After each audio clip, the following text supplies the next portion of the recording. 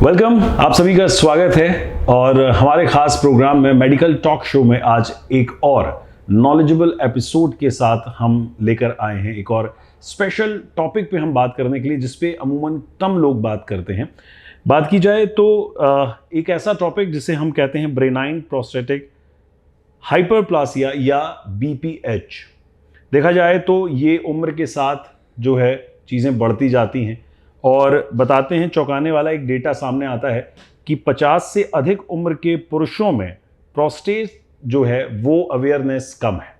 European association of urology द्वारा एक सर्वे हुआ जिसमें ये पता चला कि 60 वर्ष से अधिक के जो लोग हैं वो 40% जो पुरुष हैं वो प्रोस्टेट से पीड़ित हैं। सो आज इस टॉपिक पर विशेष रूप से हम बातचीत करेंगे और हमारे साथ में हैं doctor Rahul Yadav, director urology, kidney transplant and robotics, tender palm super speciality hospital, Lucknow. मेरा नाम है RJ Puneet from big FM।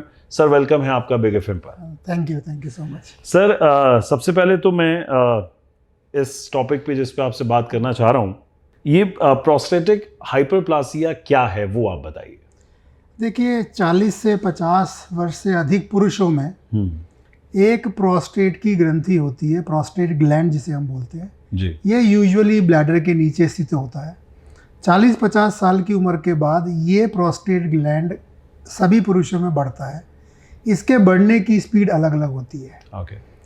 जब ये प्रोस्टेट ग्लैंड बढ़ता है जो कि नॉन कैंसरस होता है जी, बिना कैंसर हुए, और प्रोस्टेट ग्लैंड उम्र के साथ बढ़ रहा है, तो इस तकलीफ को हम बिनाइन प्रोस्टेटिक हाइपरप्लेजिया बोलते हैं। ओके। एंड ये प्रोस्टेटिक हाइपरप्लासिया के कारण क्या हैं सर? देखिए, एक प्रोस्टेट की जो ग्रंथि है वो उम्र के हिसाब से लगभग 40-50% पुरुषों में बढ़नी है। Okay. ये एक एजिंग का प्रोसेस है। Okay. जैसे एज के साथ बाल सफ़ेद होते हैं, बाल झड़ते हैं, वैसे एक एजिंग का प्रोसेस है। It's a normal process of ageing. Sir, prostatic hyperplasia के जोखिम क्या है? प्रोस्टेटिक हाइपरप्लेजिया के कुछ सिम्टम्स होते हैं जो हमें आइडेंटिफाई करने होते हैं। अगर किसी भी 40-50 साल के अधिक उम्र के पुरुष में पेशाब में तकलीफ आ रही है, पेशाब में तकलीफ़ें क्या क्या हो सकती हैं बेसिकली जी। पेशाब करने में समय लगना, पेशाब करते समय जोर लगाना, या पेशाब का फ्लो ठीक नहीं आना, या पेशाब का फ्लो एक बार में ख़त्म नहीं होना, रुक रुक के इंटरमिटेंसी होना, या बार बार पेशाब जाना, 2 घंटे से कम पेशाब को होल्ड कर पाना, रात में उठना एक बार से अधिक, पेशाब लीक हो जाना, या पेशाब में खून आना। ये सारे सिम्टम्स हो सकते हैं, जोखिम हो सकते हैं जो बिनाइन प्रोस्टेटिक हाइपरप्लेजिया के कारण हो सकता है। ओके। सर, प्रोस्टेटिक हाइपरप्लासिया में क्या सिम्टम्स होते हैं, क्या लक्षण होते हैं जिन पर विशेष रूप से ध्यान देना चाहिए? जैसे मैंने अभी इससे पहले भी लक्षणों की बात की, पेशाब संबंधित कोई भी लक्षण आ रहा है जी, ना पास कर पाना, डिफिकल्टी होना, बार बार जाना, या पेशाब में खून आना, या रुक जाना। कभी कभी ऐसा होता है कि पेशाब हो ही नहीं पाता है, सडनली स्टॉप हो जाता है, उसको हम बोलते हैं यूरिनरी रिटेंशन। अगर यूरिन तुरंत रुक जाए तो ये सारे सिम्टम्स बिनाइन प्रोस्टेटिक हाइपरप्लेजिया के हो सकते हैं। ओके। सर, किस एज में BPH का ट्रीटमेंट या निदान होने की संभावना है? यूजुअली अराउंड 50 ईयर्स के आसपास पेशेंट को सिम्टम आने शुरू होते हैं, अगर किसी को सिम्टम आने हैं। प्रोस्टेट की ग्रंथि सभी में बढ़नी है, लेकिन उसका स्पीड का बढ़ना डिपेंड करता है पेशेंट टू पेशेंट। ये इंटर इंडिविजुअल वेरिएशन होता है। अच्छा।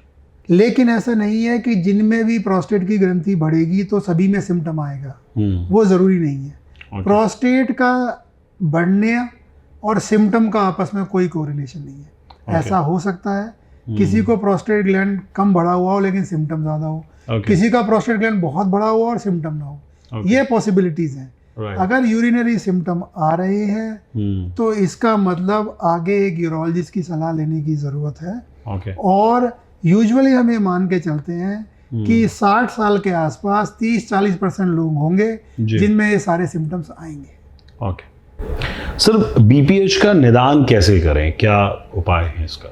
BPH में सबसे पहले हमें ये देखना पड़ता है कि क्या ये प्रोस्टेट पेशेंट में एक्चुअली तकलीफ दे रहा है नहीं दे रहा। ओके। उसके लिए एक सिम्टम स्कोरिंग होती है जो हमें कैलकुलेट करना पड़ता है कि कितनी बॉदरसम है पेशेंट के लिए। राइट। देन उसके अलावा फिजिकल एग्जामिनेशन है, उसको हम पर रेक्टल एग्जामिनेशन बोलते हैं। ओके। जिसमें हम फिजिकली पाल्पेट करके देखते हैं कि प्रोस्टेट कितना बड़ा हुआ है।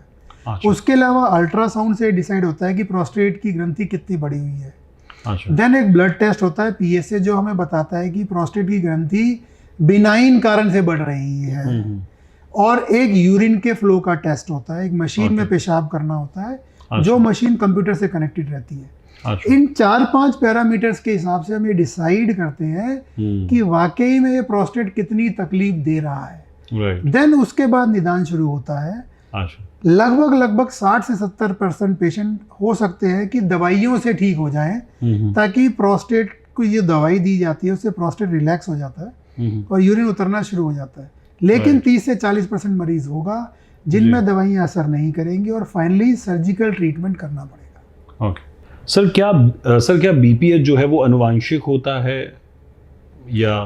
देखिए क्या है कि बहुत ऑब्वियस लिटरेचर में बहुत सपोर्ट नहीं है, लेकिन चांसेस हर चीज़ का होता है कि अगर पहले रहा हुआ है, पेरेंट्स में है, फादर में है, तो चांसेस बढ़ सकते हैं। ओके। बट एग्जैक्टली ये बता पाना है कि वो कितने परसेंट में होता है वो बहुत मुश्किल है, क्योंकि उसका डाटा अवेलेबल नहीं है। ओके।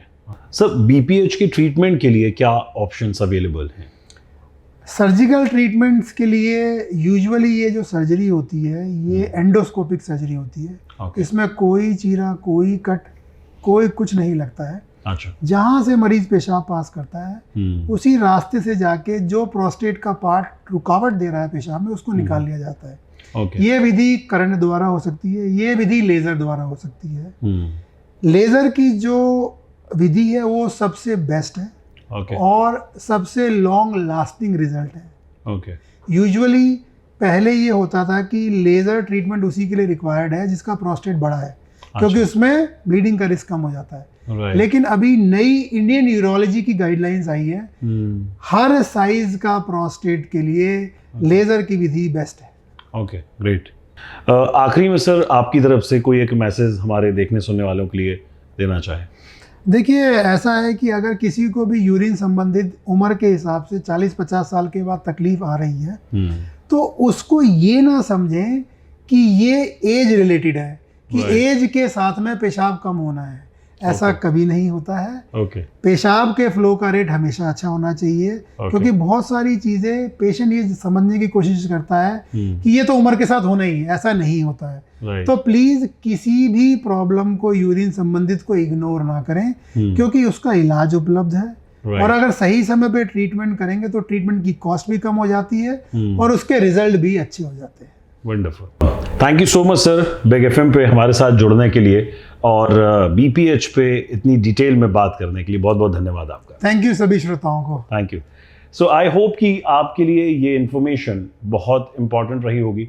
आप आज बीपीएच को लेकर अवेयर हुए होंगे, तो आप सबके लिए बस मैं इतना ही कहूँगा कि आप स्वस्थ रहें, हेल्दी वेल्दी रहें और जो फेस्टिव सीजन है उसकी आपको बहुत सारी शुभकामनाएं।